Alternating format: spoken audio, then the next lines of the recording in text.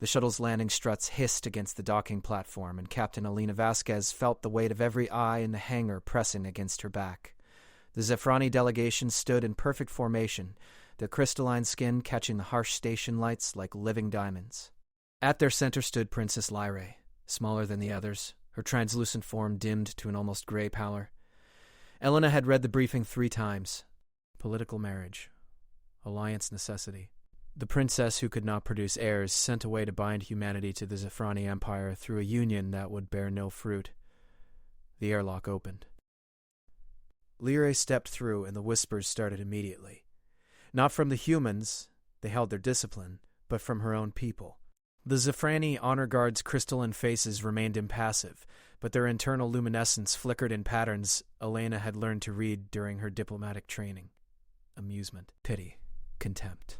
"The Hollow One graces us with her presence," one of the guards murmured in Zephrani, the words carrying in the thin atmosphere. How generous of the Queen to send her greatest disappointment. She caught the eye of her second, Lieutenant Morrison, and gave the slightest shake of her head. Protocol demanded silence. Protocol demanded they pretend not to understand. Lyrae walked forward, each step measured and precise. She wore the traditional bonding robes, white fabric that seemed to float around her diminutive frame. By Zephrani standards, she stood barely 5 feet tall. Her eyes, deep violet, the only part of her that held any real color, swept across the human delegation and found Elena. Captain Vasquez. Her voice was soft, but it carried. I am honored to... No dignity. The Queen was right to dispose of her this way. The smallest flinch in Lyrae's shoulders. The briefest dimming of her already faded luminescence. The princess recovered instantly, but Elena had spent 15 years reading body language across a dozen species. She knew pain when she saw it. The formal ceremony proceeded with mechanical efficiency. Words were spoken. Documents were sealed. The Zephrani delegation prepared to depart, leaving their princess behind like unwanted cargo. Elena maintained her expression, her posture, everything the regulations demanded of the commanding officer of Diplomatic Station 7. Then a child's voice cut through the formality. "Mama, why is she gray?" The hangar fell silent. Elena's eyes snapped to the observation deck where families of station personnel watched the ceremony. A little girl, no more than 6, pressed against the transparent barrier. Her mother tried to pull her back, but the child's voice carried in the sudden quiet. "Is she sick? Why are those people being mean to her?" The Zephrani Honor Guard commander's luminescence flared bright with anger. He turned to Elena, his translator rendering his words into clipped English. "Control your offspring. This ceremony demands respect." And she asked a fair question. The commander's crystalline features hardened. The child speaks of matters beyond her comprehension. "The princess's condition is not for human discussion." "Then perhaps," Elena said, her voice carrying to every corner of the hangar, "you shouldn't have discussed it so loudly yourselves." The commander froze. Around him the other guards' luminescence stuttered with shock. They had assumed the humans didn't speak Zephrani. They had assumed wrong. "You understood," the commander said slowly. "Every word." Elena met his gaze without blinking. "Every insult, every mockery, every casual cruelty you thought was private." Lyrae had gone completely still, her dimmed form nearly invisible in the harsh station lighting. Elena couldn't read her expression, but she saw the princess's hands trembling inside her flowing sleeves. The commander's translator crackled as he switched languages, speaking in rapid Zephrani directly to Lyrae. "You will inform the Queen that the humans are not as ignorant as we believed. This changes..." "No." Lyrae's voice was quiet, but something in it made everyone stop. She looked at the commander, then at Elena, then up at the observation deck where the child still watched. "The ceremony is complete. You have delivered me as promised. Your duty is finished." "Princess, the political implications." "I said your duty is finished, Commander." The Zephrani guards exchanged glances, their internal lights flickering in patterns Elena couldn't quite interpret. Finally, the commander gave a sharp nod and turned toward the shuttle.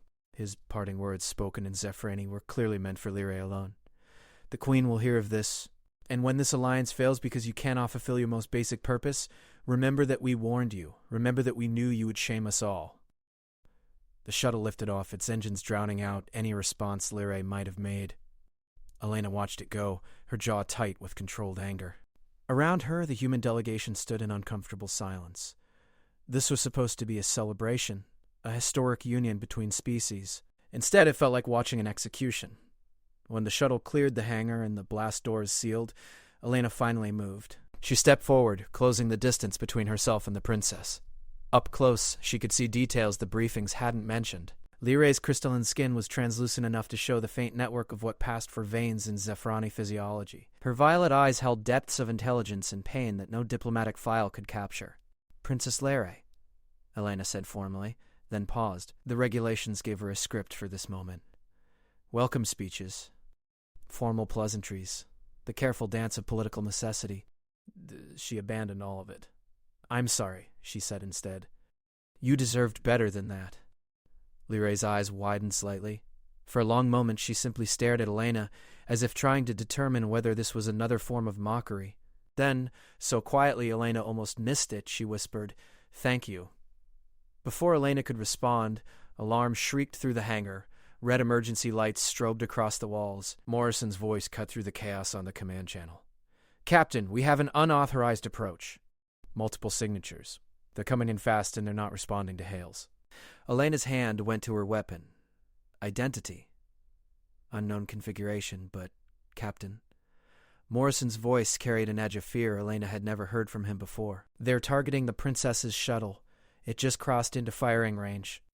The hangar's main view screen flickered to life, showing the departing Zephrani vessel. Around it, like sharks circling prey, 6 angular ships materialized from what should have been empty space. Their hulls were black, absorbing light rather than reflecting it. Elena had seen those ships before in classified briefings that made senior officers wake up sweating. "Void Reavers," she breathed. The first shot tore through the shuttle's shields like they were paper. The second punched through the hull. The third turned the entire vessel into an expanding sphere of superheated gas and debris. Liray screamed, a sound unlike anything Elena had ever heard, crystalline and terrible and full of anguish that transcended species. The princess collapsed, her dimmed form hitting the deck hard. Around them, the station's defense grid roared to life, point defense systems tracking the Reaver ships as they banked toward the station itself.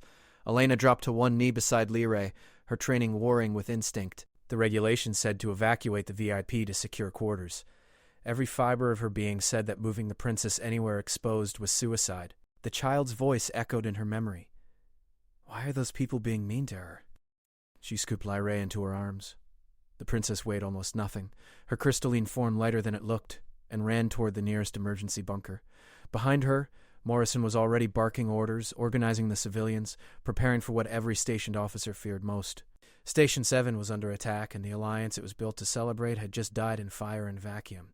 The only question now was whether any of them would survive long enough to understand why. The bunker door sealed behind them with a pressurized hiss.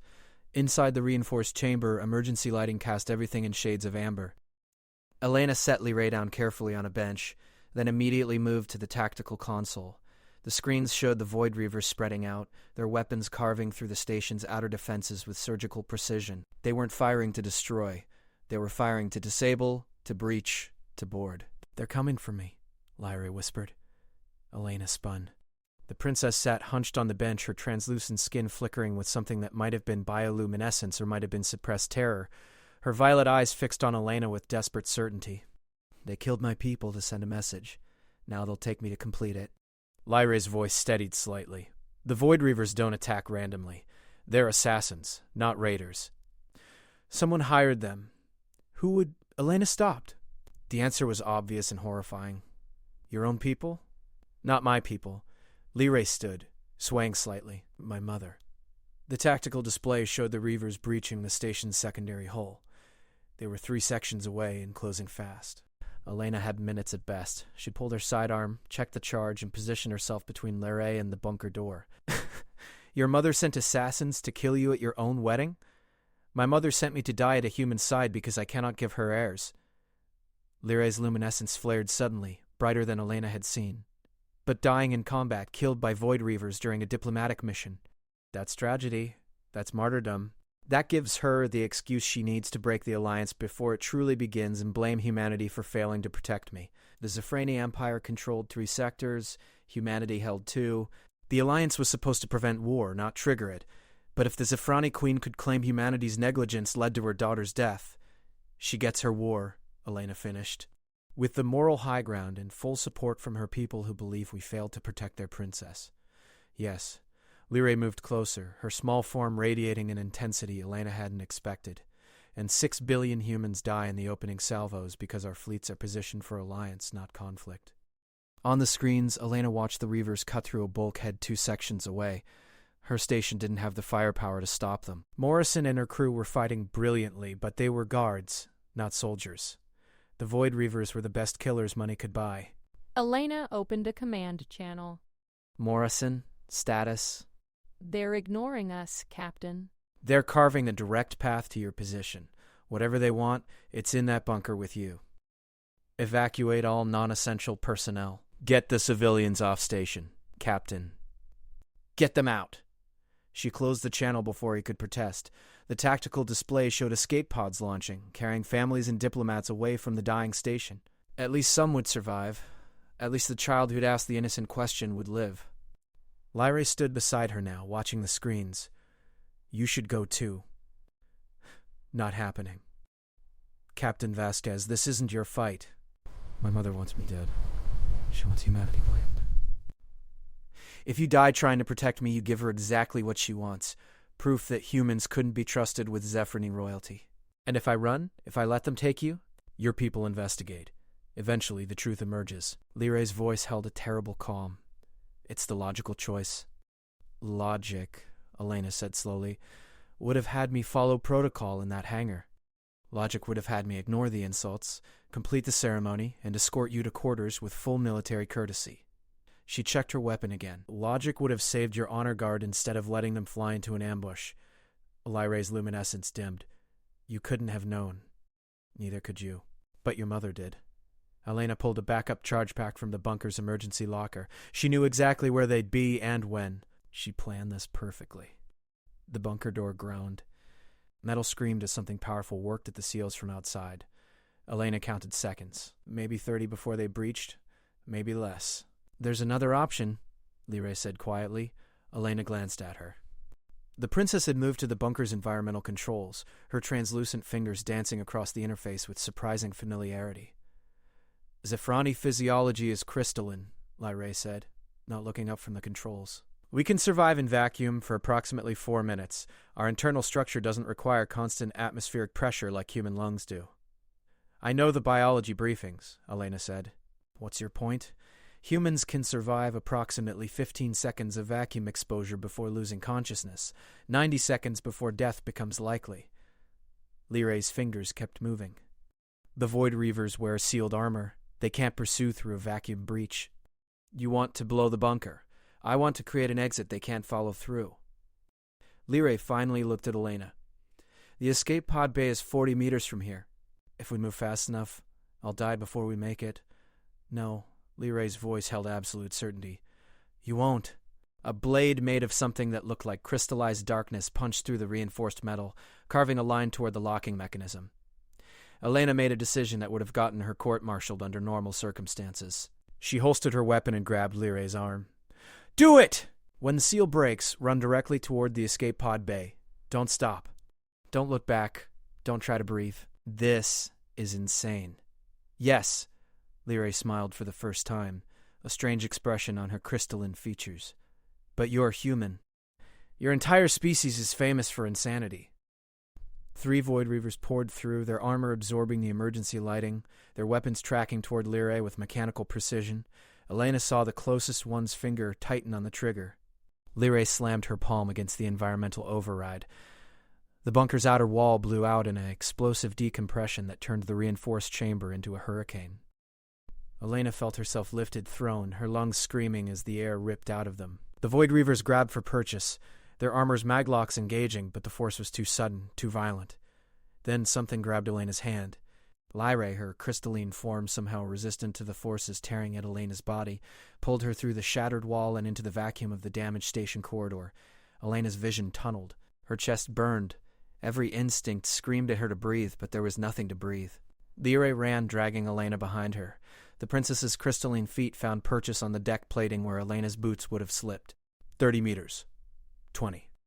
Elena's consciousness flickered. She couldn't feel her legs. Couldn't feel anything except Liray's grip on her hand and the burning need for air. 10 meters. 5. The escape pod bay doors appeared through Elena's darkening vision. Lyra hit the emergency release with her free hand. The pod's door cycled open, and the princess literally threw Elena inside. Elena's body slammed against the pod's interior wall. Her training took over even as her consciousness failed. She found the harness, clicked it closed. Felt the pod's door seal. Atmosphere flooded in. Elena's body convulsed, dragging in air that felt like fire. She coughed, retched, gasped. Her vision slowly cleared. Lyra sat in the pilot's seat, her translucent fingers already entering launch commands. The princess looked completely calm, as if she'd just taken a pleasant stroll instead of surviving vacuum exposure while dragging an oxygen-dependent human to safety. That, Elena managed between gasps, was the stupidest thing I've ever done. The escape pod rocketed away from Station 7 just as the Void Reaver ships repositioned. Elena watched through the viewport as her command, her home for 3 years, died in silence and fire. The Reavers weren't even trying to capture it anymore. They were destroying it, eliminating evidence, completing their mission the only way they could, now that their primary target had escaped. Morrison, Elena croaked into the emergency channel. Morrison, respond. Captain, we saw your pod launch. Thank God. We're clear with 73% of personnel evacuated. The Reavers are breaking off. Confirmed. Rally point Delta 7. Full debriefing in 6 hours. Captain, we lost 42 people, including the Zafrani honor guard. Yelena closed her eyes. 42 lives. The delegation sent to deliver Lyra, all dead in a plot orchestrated by the princess's own mother. Understood. Vasquez out. The princess sat perfectly still, staring at the view screen where Station 7's debris field continued to expand. Her luminescence had dimmed again to that almost gray pallor, but something in her posture had changed. She sat straighter, more solid. They died because of me, Lyra whispered. They died because your mother is a monster. Because I couldn't... Lyra's voice cracked. If I could have given her an heir, a successor, she wouldn't have needed to dispose of me this way. Those people would still be alive. Elena unbuckled her harness and moved to the co-pilot's seat. Her body screamed in protest. Vacuum exposure, even brief, did damage, but she ignored it. She turned the seat to face Lyra directly. Listen to me very carefully, Elena said. Your worth is not determined by your ability to reproduce. Not to me, not to humanity. And it shouldn't have been to your mother. Lyra's violet eyes met hers. Your species doesn't understand. Zafrani queens pass the throne through biological succession. Without heirs, I'm a genetic dead end. A failure of evolution itself. Evolution doesn't have failures. It has variations. Elena kept her voice steady. And maybe that variation exists for a reason. Maybe the universe knew it needed someone who could survive vacuum, someone who could make impossible choices, someone brave enough to blow up a bunker and drag a dying human through hell. You're just trying to make me feel better. I'm trying to make you see what I see. Elena gestured at the debris field. Your mother's guards mocked you, called you the Hollow One, treated you like you were worthless. But when the moment came, when death literally breached the door, you didn't freeze. You didn't panic. You saved my life and gave us both a chance. Lyra looked away. One life against 42. One life that knows the truth about what happened. One life that can testify to the Void Reaver attack. One life that can prevent the war your mother wants. You're not a failure, Lyra. You're inconvenient. And there's a big difference. The princess was quiet for a long moment. Finally, she said, What happens now? Now we prove your mother hired the Void Reavers. We expose her plot. We save the Alliance and prevent a war that would kill billions. The Reavers destroyed the station. They killed everyone who could have testified to their presence. Not everyone. Elena brought up the pod's sensor logs. Station 7 had full-spectrum recording systems. Every sensor array, every camera, every diagnostic scanner was logging data to our distributed backup network, and that network, she smiled grimly, synchronizes with Fleet Command every 6 hours. The last sync was 4 hours ago. The attack data is already off-site. Sensor signatures, trajectory analysis, weapons profiles, Everything needed to prove Void Reavers attacked a diplomatic station during a royal ceremony. Elena's fingers flew across the controls. But even the best leave traces when they work. It won't be enough, Lyrae said quietly. My mother controls the Zephrani fleet. She controls the narrative. She'll claim the Reavers were hired by human enemies of the Alliance. She'll say you failed to protect me and the guilt drove you to fabricate evidence. Probably. Elena finished her calculations and set the pod on course. Unless we can find proof of payment. Money trails. Communications. Something that ties her directly to the attack. That's impossible. The Void Reavers don't keep records. That's why people hire them. They don't keep records, Elena agreed. But they do keep trophies. She brought up a star chart and highlighted a system 17 light-years from their current position. A red giant with 3 barren planets and an asteroid belt so dense it showed up as a solid ring on long-range scans. The Cinder Reaches, Lyrae breathed. You want to go to the Void Reaver home base? I want to find proof before your mother spins this into the excuse she needs for war. Elena met Lyrae's eyes. The Reavers attacked a Zephrani royal ceremony. That's the kind of high-profile job they'd celebrate. The kind of job they'd keep souvenirs from. If we can find evidence in their stronghold, we'll die, Lyrae interrupted. The Cinder Reaches is heavily fortified. They kill anyone who approaches without authorization. They'll detect us the moment we enter the system. They'll detect a military vessel. They'll detect anything broadcasting standard transponders. Elena pulled up the pod's technical specifications. But this is a civilian escape pod. Minimal energy signature. No weapons. We're barely larger than the asteroids in that belt. You're suggesting we infiltrate the most dangerous assassin base in known space in an unarmed civilian pod? I'm suggesting we don't have any other options. Elena checked the chronometer. In approximately 4 hours, your mother will receive word that you escaped the Reaver attack. She'll adjust her plans. She'll spin the narrative, and within 12 hours she'll have public opinion convinced that humanity's negligence killed her honor guard and nearly killed you. Lyrae stared at the star chart. Her luminescence flickered through a dozen different patterns. Her internal biology processing emotions Elena couldn't fully read. Finally, the princess reached out and confirmed the course to the Cinder Reaches. You're insane, she said. My species is famous for it, Elena replied. You said so yourself. The pod's engines engaged, accelerating them toward either salvation or suicide. Elena couldn't be sure which, but she knew one thing with absolute certainty. She hadn't survived vacuum exposure and escaped trained assassins just to let a genocidal queen start a war built on lies. If they died in the Cinder Reaches, at least they'd die trying to save billions of lives. And if they succeeded, maybe they'd prove that the Barren Princess and the Human Guard were worth more than anyone had believed possible. The journey would take 16 hours at the pod's maximum safe velocity. Elena set the autopilot and turned to find Lyrae watching her with an expression she couldn't quite interpret. What?